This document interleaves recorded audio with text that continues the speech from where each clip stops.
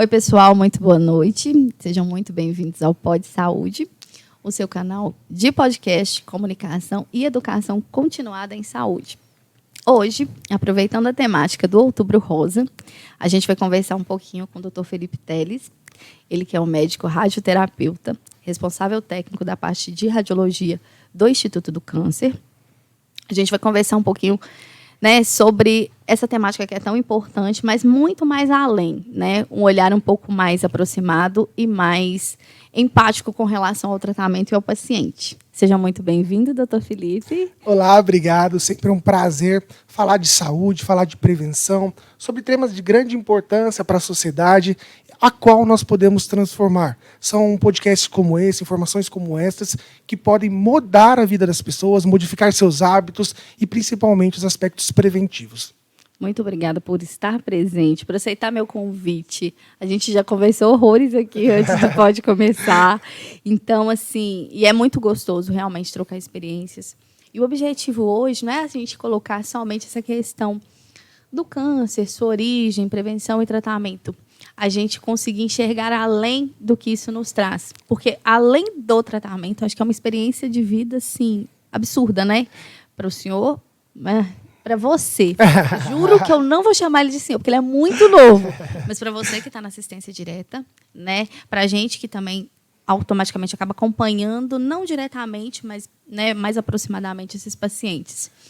Você é de São Paulo, não é isso? Eu sou de São Paulo, estudei também em São Paulo, né? E no último ano eu tive a possibilidade de estudar na Espanha. Meu último ano de medicina eu estudei na Universidade Europeia de Madrid. E quando voltei para o Brasil, fui fazer a residência em radioterapia lá no Hospital das Clínicas da USP de Ribeirão Preto, né? E aí conheci Curvelo, cidade maravilhosa. Estou aqui há 3 anos e meio, sendo responsável pela parte de radioterapia aqui da cidade. E com muito prazer, muito orgulho, uma cidade que me abraçou, que me aceitou e que hoje eu tenho muito carinho. Doutor Felipe, o que te fez assim escolher lidar diretamente com o câncer? Eu tenho essa curiosidade, sabe? Né? A gente sabe que o tratamento ele é doloroso, você vive e presencia histórias e muitas delas com muito louvor, né? Recuperações saudáveis, enfim, mas outras nem tanto, recidivas e tudo mais. Mas o que te motivou assim para poder escolher o câncer para poder como propósito de vida? Que eu acho que o trabalho é tão lindo que eu acredito que a gente pode chamar de propósito de vida mesmo. Primeiro, antes, né, com relação à medicina, eu nunca quis ser médico. Eu queria contar isso, sabe? Porque, querendo ou não, todo mundo tem um sonho, busca.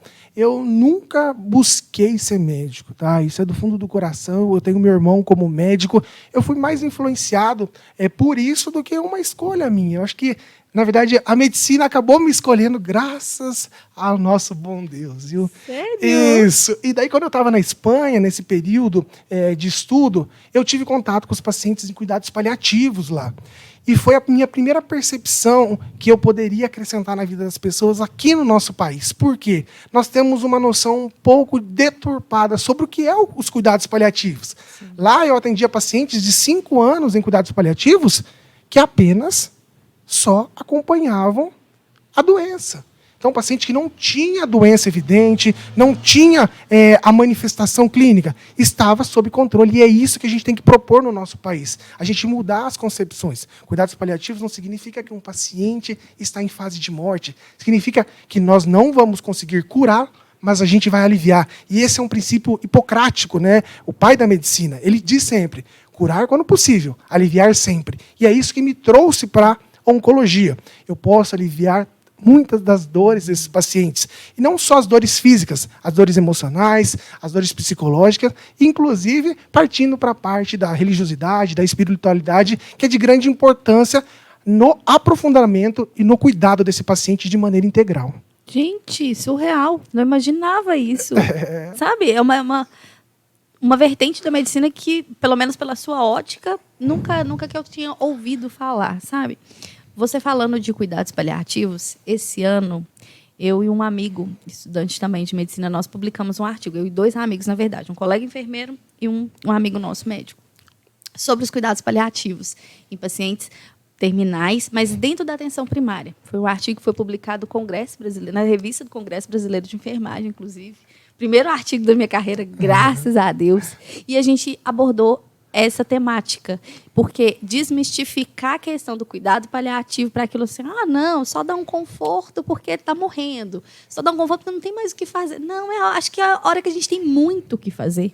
É mais do que conforto, é olhar para ele, para o paciente e dizer, olha, realmente está muito complicada a situação, não há medicamento que vá conseguir te eximir do processo que você vai viver, mas não precisa ser tão doloroso, pode ser mais suave, pode ser mais leve. E são tantas ações. Eu cuidei de um paciente durante 30 dias, mais ou menos, no lugar que eu trabalhava. E ele era, paciente metastático, cansado de todos os procedimentos, tudo que é envolvido, tratamento oncológico. E aí o médico foi muito sincero com a família e falou, olha, agora não convém deixar ele no hospital mais. A gente está na pandemia, vamos deixar ele em casa. Não vamos mais submeter ele a ter que vir no hospital e tudo mais. Tudo que a gente podia fazer, palpável, vamos fazer. E aí, uma grande dificuldade da família com relação à alimentação dele. E aí, eu conversei com uma médica que eu sou fãzaça do trabalho dela, ela trabalhava comigo. E eu falei, e agora, o que a gente vai fazer? Ela, você sabe que na faculdade, na residência, inclusive de Medicina de Família e Comunidade, eu fiz um trabalho sobre cuidados paliativos. Eu fiquei numa ala que trabalhava com cuidados paliativos. E eu pude observar esse cuidado. Dentro da atenção primária, a gente consegue fazer pouco. Mas, conversando com a família e tudo mais, ela sugeriu que a gente fizesse a hipodermóclise, que é a nutrição parenteral por via subcutânea, porque o paciente ele já no seu estágio, ele estava muito, muito avançado. A família já sabia que ele não ia durar, a durabilidade de vida, de sobrevida dele não ia ser grande. Então, automaticamente, o metabolismo basal é reduzido, o gasto energético, o gasto calórico, tudo reduzido, e automaticamente ele está numa situação que é muito desconfortável, ter que passar sonda, ter que passar dieta e tudo mais. E o médico já tinha descartado. Vamos fazer, Gisele? Vamos. Cara, foi uma das melhores experiências da minha vida. Porque a gente conseguia, a gente fez a hipodermóclise aplicando soro glicosado e monitorando diariamente, trocando semanalmente, tudo mais. E deu tão certo, mas tão certo, que me fez refletir sobre como a gente fica preso ao comum demais, sabe? Como a gente fica preso àquilo que é... Não, beleza, é assim, é técnico, é prático. Não, é só no hospital. E as idas, aí ele ia lá, tirava a sonda e tinha que voltar, e o transtorno de passar de novo, aquela coisa toda. E deu muito certo, sabe? Ele não desidratou. E ali, sim, ele se foi no seu sono profundo, literalmente no seu sono profundo. A família, claro, ficou muito desolada, mas depois eles voltaram para poder nos agradecer. Que não imaginou que o pai fosse partir com tanta paz, assim. E você falando de cuidados paliativos, eu falo, cara, como que as coisas são reais e basta a gente olhar, enxergar além daquela caixinha, daquilo que a gente está vivendo. O câncer de mama é um câncer que particularmente, ele me preocupa muito, sabe? No sentido de... eu acho que, na minha opinião, me corrija se eu estiver errado, ele é muito estratégico. Eu acho ele muito esperto, muito estratégico. Ele está num lugar em que ele tem uma circulação perfeita, ele tem vias de acesso a outras partes do corpo muito perfeitos. E eu tenho uma curiosidade para te perguntar, que eu vejo que muitos dos pacientes, mesmo descobrindo muito precoce, graças a Deus a gente tem recurso tecnológico para isso, a gente tem recidiva, a gente tem metástase. Depois de anos de tratamento, eu falo por uma experiência até pessoal. Por que é tão comum? Perfeito. Essa pergunta é maravilhosa, tá? Primeiro, contextualizando a questão do câncer de mama, com certeza a localização, ela tem uma nutrição, ela é favorecida, né? Principalmente pelas artérias que passam, veia e o tecido linfático, que é predominante, tá? Exato. Então a gente sabe que aquela circulação ela é perfeita para o início de uma doença que é uma proliferação de célula desordenada. É interessante a gente compreender o câncer de mama na sua totalidade, né? Então, o que a gente tem que entender? Quais são os fatores de risco para uma mulher ter um câncer de mama? Sim. Então, quando a gente compreende isso, a gente consegue compreender o porquê das recidivas. Vamos lá. O histórico familiar representa só 5 a 10%. Muito pequeno, pouco. Né? Então, o que leva ao câncer de mama? Essa é a pergunta que a gente tem que fazer. Principalmente a exposição a um hormônio, que é o estrogênio. Então, menstruação precoce, menarca tardia. Então, a menopausa tardia e menarca precoce. Tem mais exposição ao ciclo menstrual, Exato. Mais exposição ao estrogênio. Exato. Reposição hormonal, mais exposição ao estrogênio. Obesidade, conversão periférica de estrogênio. Exato. Tem uma enzima chamada 5-alfa-redutase. Que mais? Ausência de gravidez. Gravidez aumenta um hormônio chamado de progesterona, progestação, e diminui o estrogênio. Então, mulher que não engravida tem mais exposição ao estrogênio. Então, a gente já consegue compreender um fator. Aí, a gente tem que compreender a gênese. Foi alterado um local da mama devido a esse fator. Sim. Mas toda a mama foi exposta a esse fator. Logo, quando a gente faz um tratamento, por exemplo, tirou uma mama, mastectomia, a outra mama existe e ela foi exposta a este fator. Logo, a gente já tem um outro fator de risco, que é um câncer de mama prévio, devido à exposição que já existiu. Então, se a gente pegar a lógica, a gente consegue compreender por que das recidivas, por que a mulher que tem câncer uma vez pode ter câncer mais de uma vez. Justamente pelo fator de risco prévio, que ela já se expôs, e toda a região já foi exposta, logo, a chance dela vir a ter uma segunda doença ou outras doenças relacionadas ao estrogênio maior. Nossa, nunca. Eu queria realmente te fazer essa pergunta, porque a literatura traz para a gente toda a questão do contexto, da qualidade de vida, da questão da obesidade, que não é só o padrão de vida, é saúde, né, doutor Felipe? A questão hormonal com relação ao parâmetro da menarca e da menopausa, mas não enfaticamente com relação à exposição do estrogênio.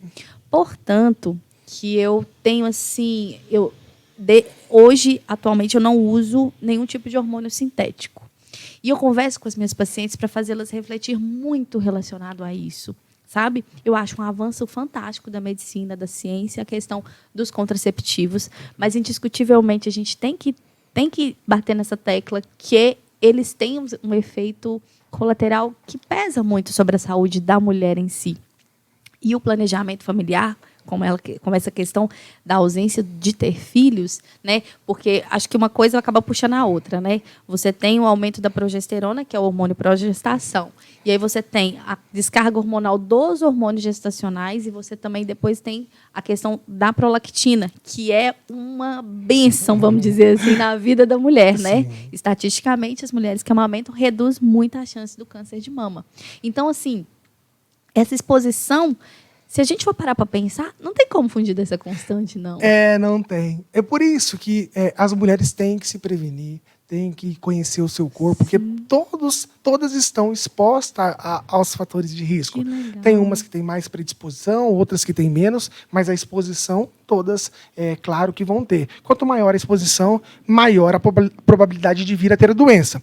Um estudo interessante que saiu na New England Journal of Medicine, que é o anticoncepcional aumenta o risco do câncer de mama? Aí a resposta do estudo, a conclusão é sim, porém, o efeito anticoncepcional é maior que o risco. Logo, a gente, pelo risco do câncer de mama, a gente não tem indicação de retirá-lo. Mas pelos outros riscos, trombose, outras doenças, a gente tem que ponderar. Pois existem métodos anticoncepcionais hoje muito, muito interessantes e que não têm o uso hormonal, principalmente. Sim, não. E até as indústrias farmacêuticas, elas estão criando novos contraceptivos com dosagens hormonais bem menores para prevenir não somente essa questão da trombose, mas também para ser um parceiro. Se a gente está falando de saúde, vamos falar de saúde de verdade. Se a gente está cuidando da saúde da mulher que não, tudo bem, não deseja ter filhos, então beleza, deixa eu te ofertar o menor risco possível. E dentro do Instituto, eu acredito que o senhor deve viver histórias e muitas histórias, né? E eu estava conversando com a minha médica ginecologista, contando para ela uma vez, uns 3 anos atrás, falei, nossa, foi muito triste poder passar para essa mulher, minha paciente, que ela, né, teria que fazer um tratamento, que foi acometido pelo câncer e tudo. Aí ela me fez uma observação, que eu não sei se o senhor, provavelmente o senhor já deve ter percebido. Ela falou, Gisele, já reparou que o câncer de mama, além de ser uma doença que assusta muito, leva a mulher a pensar, meu Deus, a mama não é só parte do corpo, ela está relacionada à sua vaidade, à sua estética e à sua história de vida com sua família.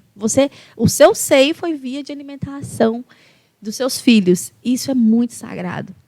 E, assim, isso realmente, elas têm essa percepção, as pacientes que chegam para você, chega com esse quê, essa questão, assim, fala, poxa vida, como que foi? O que aconteceu, sendo que eu fiz de tudo possível para não ser acometido? Esse é o primeiro questionamento, né? Primeiro, porque em mim, né? Já que fiz tudo certo, e por que nesta região, né? A gente tem que entender que a mama, historicamente, ela está presente em arte, em esculturas, representando, inclusive, a parte central.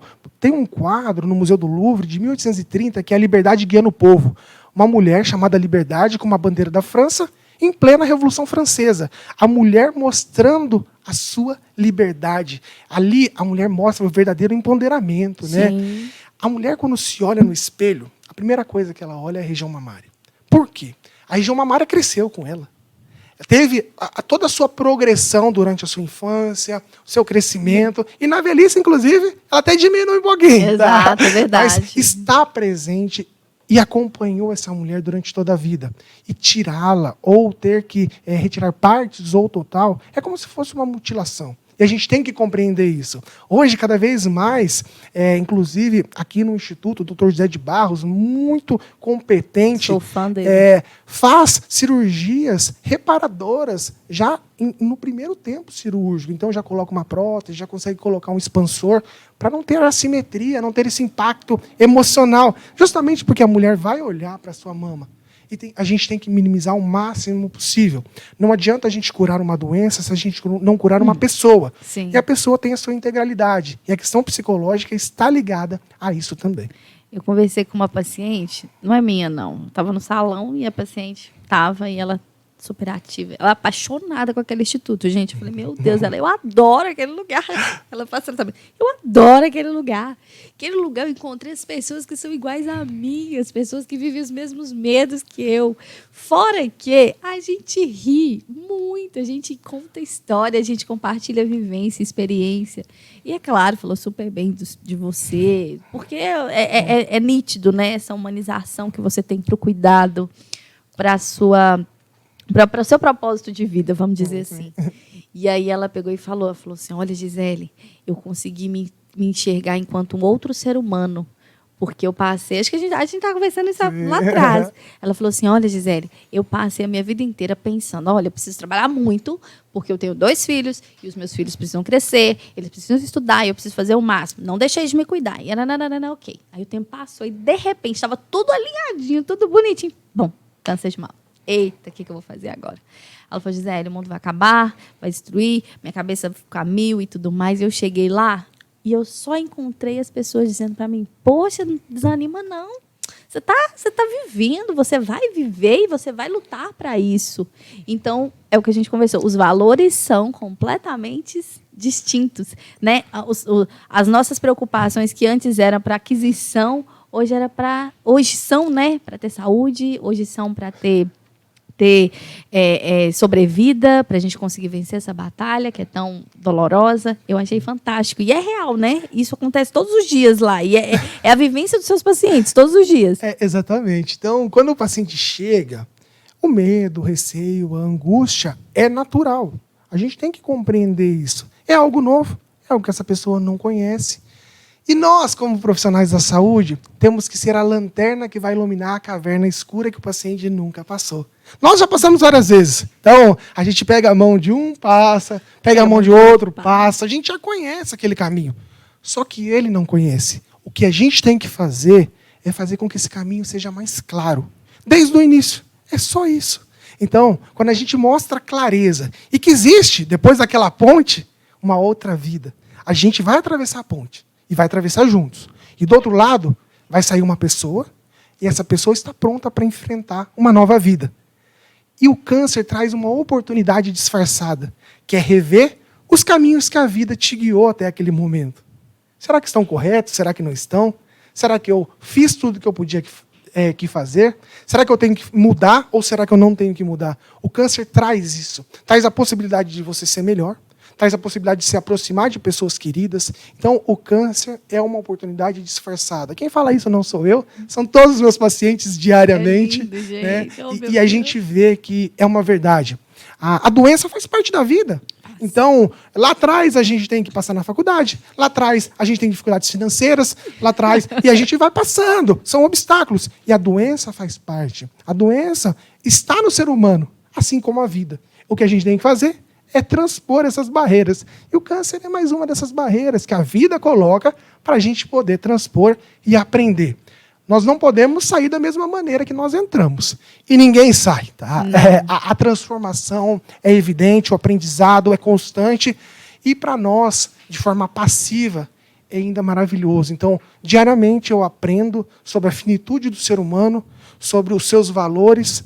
E isso vem, eu posso falar, vem de graça para mim. Eu não precisei passar por aquilo. Embora eu me coloque no lugar deles todos os dias, eu aprendi com eles e eu aprendo ainda. Todos os dias é uma aula diferente. É o verdadeiro conceito da empatia, né? Eu acho que vivenciar tudo isso todos os dias é um verdadeiro conceito da empatia.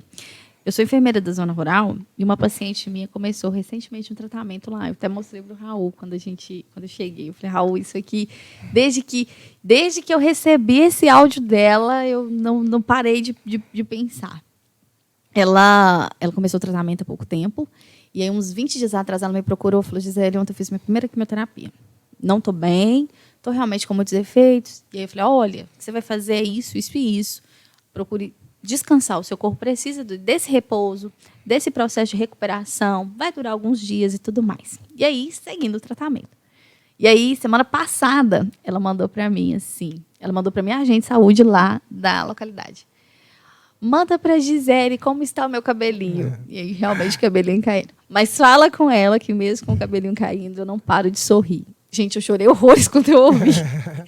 Por quê? Porque eu falei, nossa, cara, por que a gente é assim, né? Por que eu preciso disso? Por que eu preciso enxergar a dor dela no íntimo para poder me fazer refletir sobre o meu egoísmo, meus preconceitos, vamos dizer assim. Perfeito. Por que eu preciso enxergar isso dessa forma? Por que eu não consigo enxergar isso? Poxa vida, eu estou reclamando tão pouco. Eu estou reclamando de tão pouco, de uma dificuldade assim, sendo que tem uma pessoa que enxerga isso de um outro foco, de um outro lado, de um outro ângulo tão diferente. E eu achei aquilo assim tão motivador para mim. E aí ela pegou e mandou foto para mim essa semana de novo. Olha, manda para a Gisele como eu estou. Ela tá já com o cabelo raspado, porque realmente caiu muito, né? Consequência mesmo. Mas ela tava de batom e ela falou, não deixe de passar o meu batom. Eu achei maravilhosa, maravilhosa. Por quê? Não é só vaidade, né, doutor Felipe? Não é só autoestima. É aquele combustível que você vai, aquele gás que você tá dando todos os dias, assim, vai passar.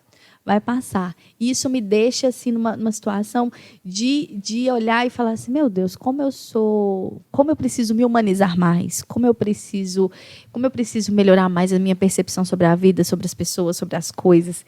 E como as pessoas precisam ver mais isso para começar a refletir, que é o que você falou. Entra de um jeito, mas nunca sai dessa forma. Sempre sai diferente.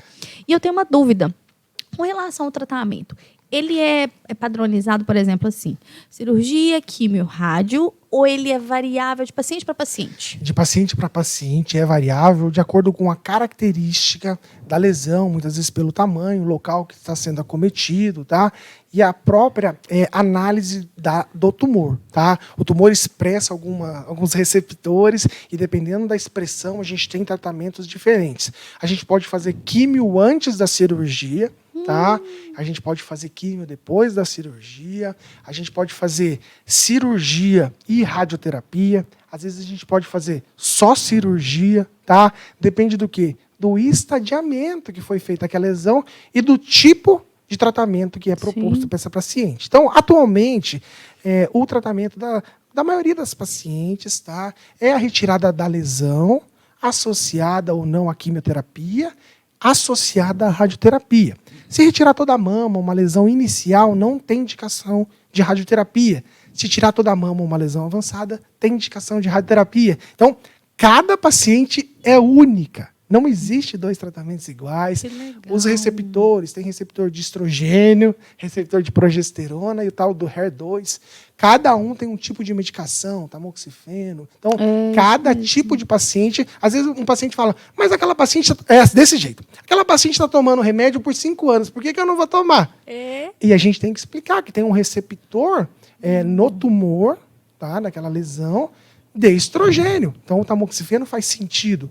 A paciente que é triplo negativo, que não tem o receptor, não tem o benefício do uso da medicação. Então, cada paciente é única. Olha e deve ser avaliada, inicialmente estadiada, muito bem estadiada, para propor o melhor tratamento. Esse estadiamento, ele é feito a partir do momento que ela dá entrada no instituto, por exemplo, vamos falar aqui de Curvelo. Esse estadiamento, porque até onde eu atuo, assim, vamos lá.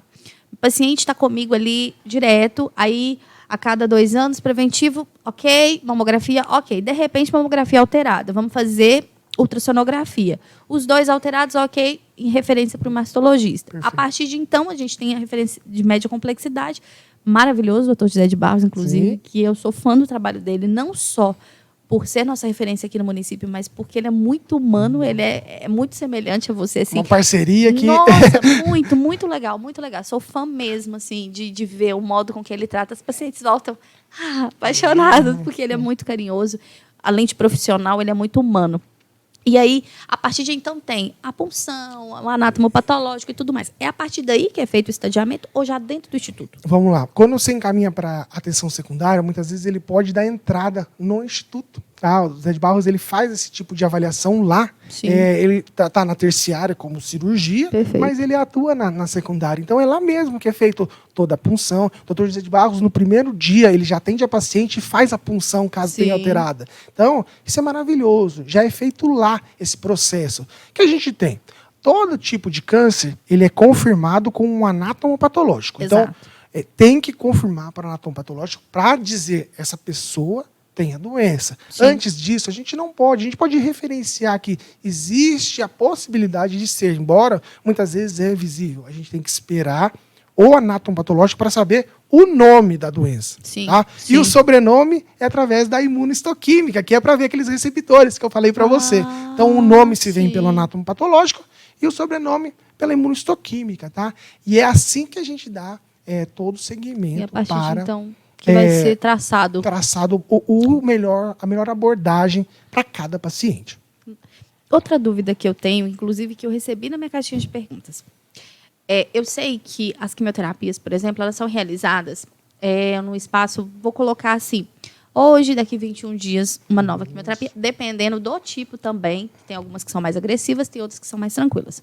Já a radioterapia, ela pode ter uma frequência e um espaço de tempo bem mais curto. Uma frequência maior, um espaço de tempo bem mais curto.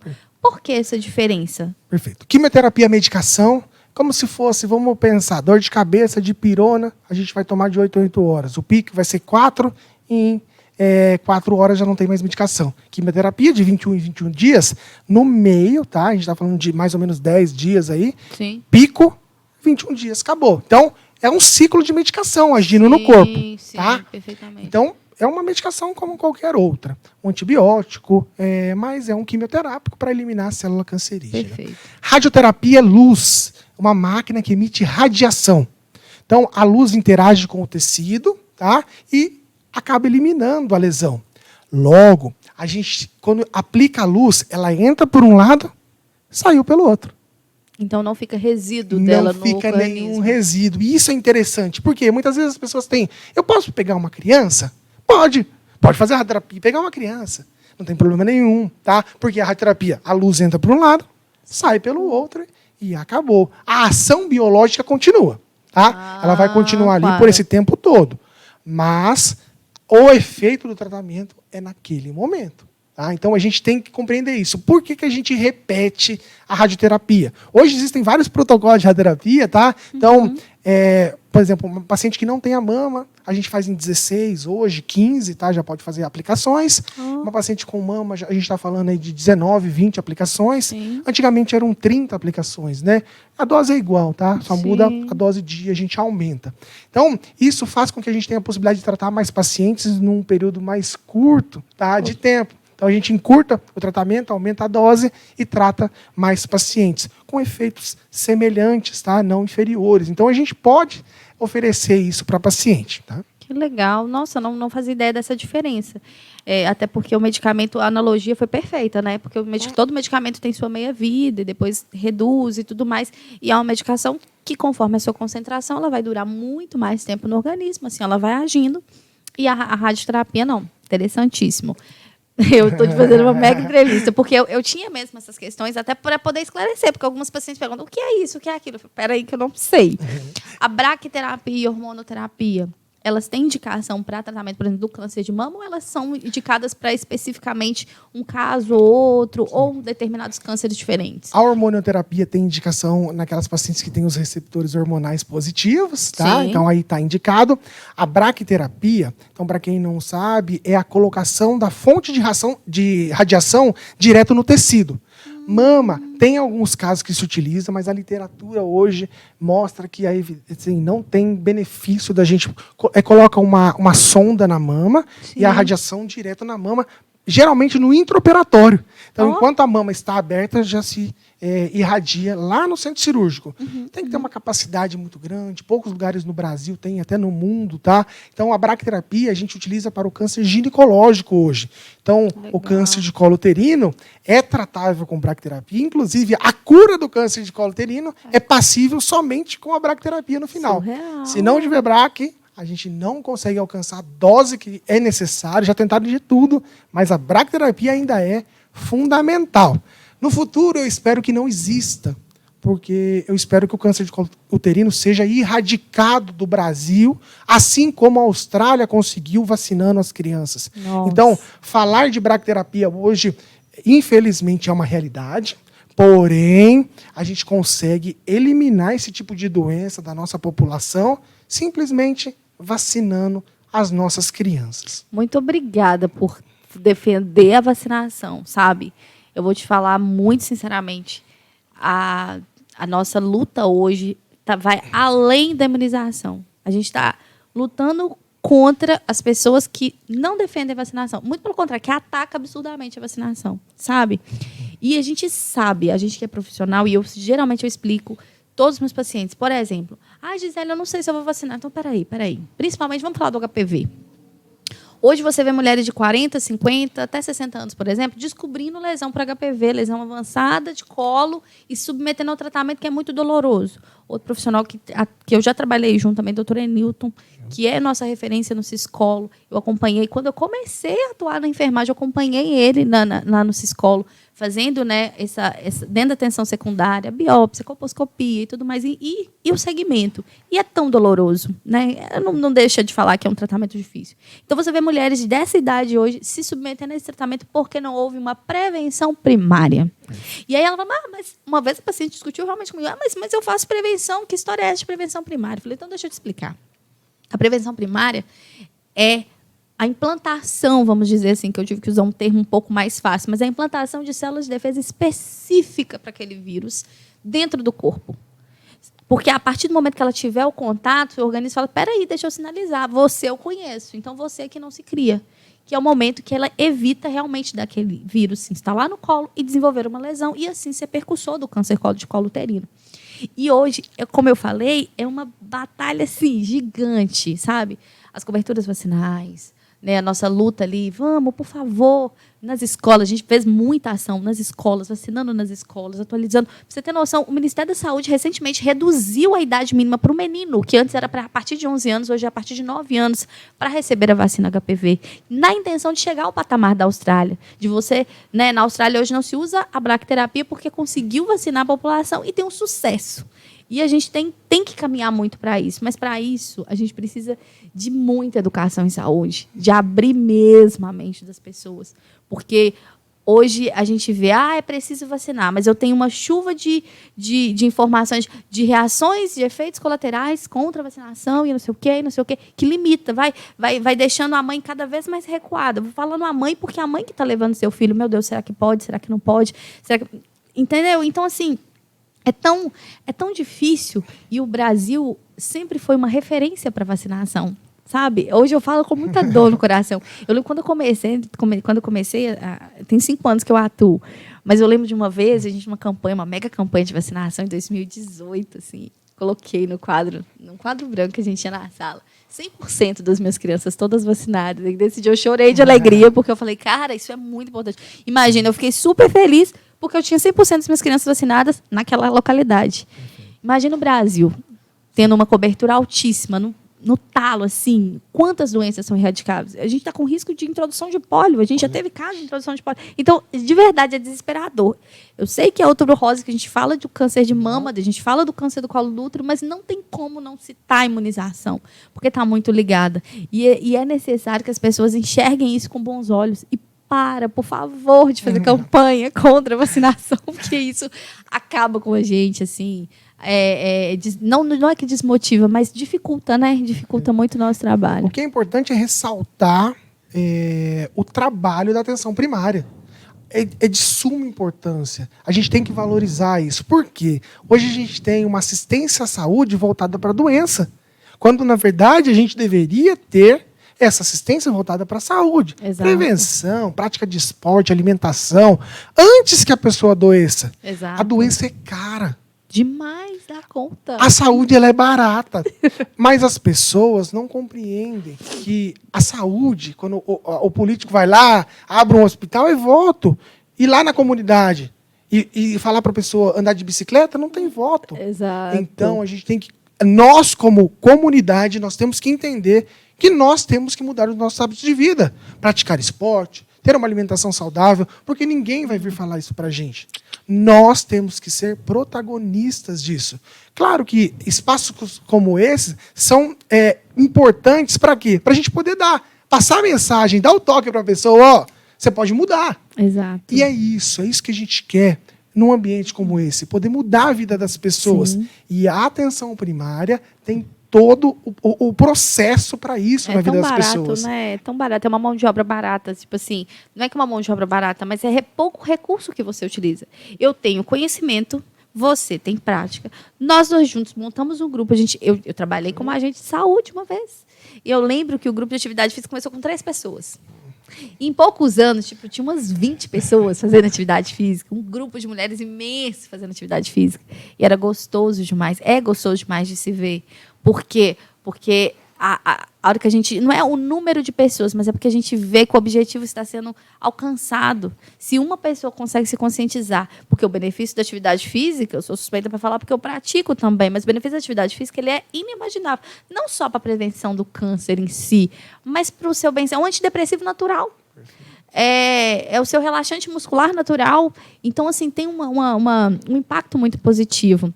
E uma vez conversando com uma amiga, ela falou assim, amiga, se eu falo, tem consulta médica, posto lota, vamos fazer grupo de atividade. Ou então vamos fazer reunião de hipertensão. Ou então vamos fazer algum grupo operativo. Ai, vai os gatos pingados, não vai tanta gente. Porque os valores são invertidos, né? Perfeito. Entendem aquilo como algo muito banal, é só balela, não vai ser... E é o foco, e é o que a gente tem de fazer. Só para a gente encerrar, eu sei que está muito bom, e se deixar, eu vou te interrogar ao máximo aqui. Eu queria muito que o senhor... eu fiz isso no meu Instagram, o senhor pudesse esclarecer uma fake news que ainda hoje bate forte na gente. Eu fui colher um preventivo semana passada, e aí a mulher, dentro da idade preconizada pelo Ministério da Saúde, realizar a mamografia, eu falei, vou solicitar a mamografia para você. Ela, não sei se eu vou fazer. Eu falei, por quê? Ela, não, você não viu na internet? Eu vou dizer mais, você não viu na internet? Eu falei, o quê? Uai, a mamografia provoca o câncer por conta da radiação. Oh, meu Deus, doutor Felipe. Eu falei, meu pai do céu, me ajuda. Deixa eu te explicar. E ficou todo dia, por favor, não acredita naquilo, é a maior fake news que eu já vi na minha vida. Não existe isso, sabe? E eu queria te perguntar, até antes de você responder, isso as pessoas já te abordaram dessa forma? Pacientes já te questionaram assim? Quando saiu essa reportagem, né, foi um desserviço, na verdade, a toda a comunidade. Por quê? Todos os pacientes que estavam lá já pensavam que, por ter feito a mamografia, poderia aquilo ter induzido o câncer. E no dia, assim, muitas pessoas vieram me perguntar isso. E é assustador, né? Porque causa uma revolta. E isso é rotineiro. Porque são pessoas que se empoderam do conhecimento, antes de dar essa informação, falam um currículo enorme, né? E, na verdade, isso não muda a informação. A informação é mentirosa, tá? A mamografia não dá câncer. Já foi evidenciado em estudos clínicos que mulheres que fazem a mamografia, na verdade, têm menos mortalidade, têm menos incidência de doença do que as mulheres que não fazem, tá? Exato. Então, a gente tem que tirar isso da sociedade. Na verdade, as pessoas muitas vezes deturpam o conhecimento para tentar ter um foco de mídia, tentar mostrar, ter um impacto maior, se vangloriar, aparecer no meio social. Porém, a evidência mostra que não existe associação entre mamografia e câncer, tá? Então a gente tem que fazer a mamografia, sim. Nossa, muito obrigada por esclarecer, por levantar essa causa, por reforçar a informação de qualidade. Hoje, assim, eu acho que a internet é uma ferramenta fantástica. É uma via de acesso de comunicação. Eu tenho, por exemplo, geralmente eu costumo fazer muitos posts na atenção primária, eu faço as puericulturas, acompanho muitas crianças e geralmente eu posso... Antes eu comecei com uma ou outra e depois as mães viraram bunda nada. Eu quero também, me emprequeta. É um prazer, é delicioso, é um momento de descontração. Mas na hora de falar sério, de identificar e tudo, é realmente sério. Então eu falei, poxa vida, eu trabalho na zona rural, mas a internet chega lá. Perfeito. A comunicação chega lá, o acesso à informação chega lá. E você vê esse desserviço parecendo não, vem destruindo todo um trabalho de anos e anos e anos, e do nosso dia a dia é muito ruim. O que é interessante para quem está ouvindo e vendo a gente é ver a nota da Sociedade Brasileira de Mastologia sobre essa questão da fake news entre mamografia e câncer. É só digitar na internet. E assim você vai conseguir entender melhor, porque é uma sociedade que defende os princípios morais e éticos mais evidentes e que mostram com clareza na sua nota que isso foi um desserviço à sociedade e que não existe essa relação. Então, quem quiser pode procurar a Sociedade Brasileira de Mastologia, nota a respeito de mamografia e câncer. Nossa, muito obrigada. Muito obrigada por estar aqui, muito obrigada por ser tão generoso de compartilhar conhecimento, de vestir a camisa do seu propósito de vida, que é lindo, de ver você falando do seu trabalho com muito amor, com muita propriedade, muita autoridade, sabe? Por mais profissionais assim como você, que tem o prazer em informar, em educar, sabe? De estar disposto a realmente olhar para aquela pessoa que é totalmente leiga, desinformada, e falar, olha só, não prejudica a sua saúde por causa disso, por conta de uma informação mal colocada, por conta de um boato, por conta de uma fake news, que é o que a gente mais vê, sabe? Não prejudica a sua saúde por falta de estímulo para poder fazer atividade física, por falta de incentivo, por falta de amor próprio, porque se cuidar é, de fato, um ato de amor próprio. Portanto, quando eu estava produzindo o roteiro do nosso podcast, eu falei, Outubro Rosa não é só Outubro Rosa, é realmente olhar para si com amor, é falar de si com amor. Sabe? Ato de amor próprio vai além da sua estética física, vai além da sua, do seu cuidado com o que você vai vestir ou o que você vai comer. Perpassa por tudo aquilo que você traz consigo, desde as informações até as suas práticas diárias, suas atividades de vida diária. Então, assim, muito obrigada de coração, sabe? Por tanta contribuição para a sociedade, no dia a dia, pelo seu trabalho impecável dentro do Instituto, pela sua equipe, inclusive, que é impecável também, né? Os seus colaboradores que fazem um trabalho, e por ter tanto amor com quem só está precisando de acolhimento, claro, tratamento, mas o acolhimento de enxergar a vida com outros olhos, com outros valores, e por me dar a grata oportunidade de conversar com você. Eu já tinha assistido algumas palestras suas, mas me dá a grata oportunidade de conversar com você e poder aprender tanto. Você não tem noção. Muito, muito mesmo. De coração, muito obrigada. Eu que agradeço pela oportunidade.